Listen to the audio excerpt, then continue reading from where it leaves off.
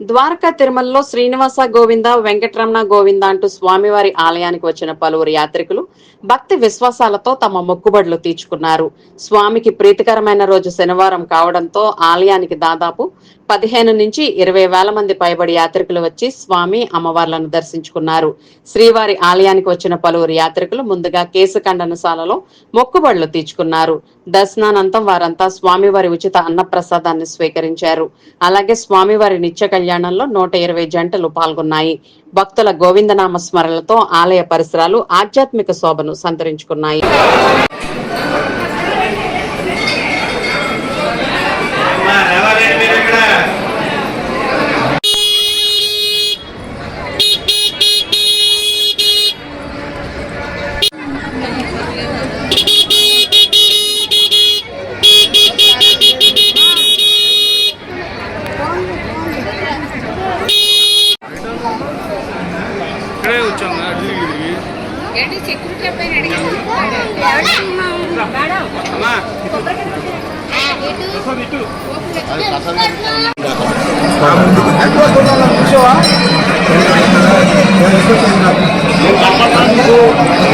okay